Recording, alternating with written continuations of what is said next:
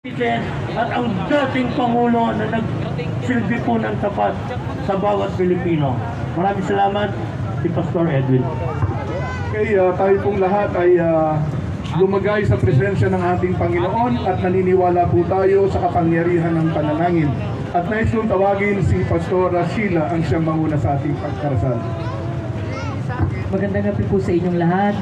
Nagpapasalamat po tayong sa maraming taon na pinaglingkuran po tayo ng ating dating Pangulo Rodrigo Duterte. At ngayon po ay nasa isang sitwasyon siya na kahit po tayo ay nangingilabot at nanggigilala sa hindi tayo makapaniwala na aabot tayo sa ganitong level ng betrayal sa isang dating Pangulo ng Pilipinas. Hindi po natin itinataas ang anumang relihiyon o anumang sekta o anumang political leanings natin.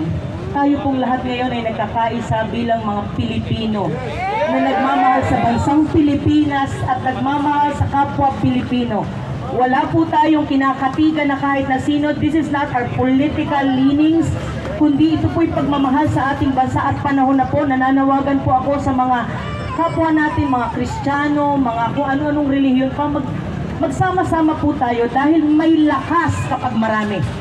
Meron pong lakas pag nagkakaisa. Patak-patak lang ng ulan, di ba wala namang nasisinda? Di ba wala na, hindi naman pinakikinggan yung patak-patak at yung konti-konti, pero kapag rumaragas ang malakas na tubig tayo at ang ating mga tinig sama-sama nating itinataas at isinisigaw ang kalayaan, ang demokrasya para sa Pilipinas, pinakikinggan po tayo.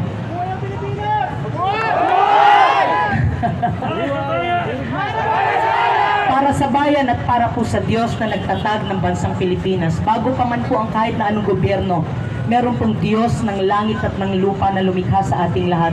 At ngayong gabi, tayo po'y nagtitipon-tipon para manawagan sa Diyos na ito, ang ating Panginoong Hesus. Handa na po ba kayong manalangin?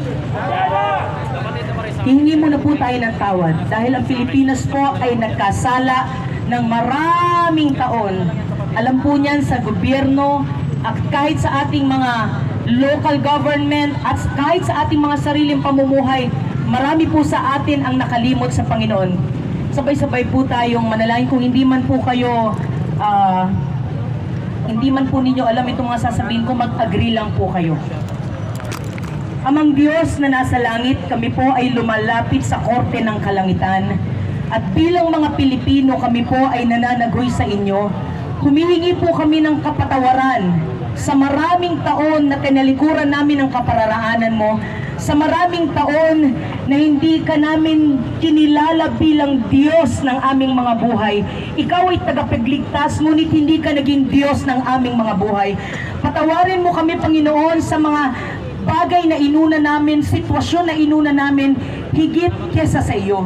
Patawarin mo po kami sapagkat ang Pilipinas ay nagkasala at tumalikod sa iyo ng mahabang panahon. Patawarin mo po kami sa aming mga pagnanakaw.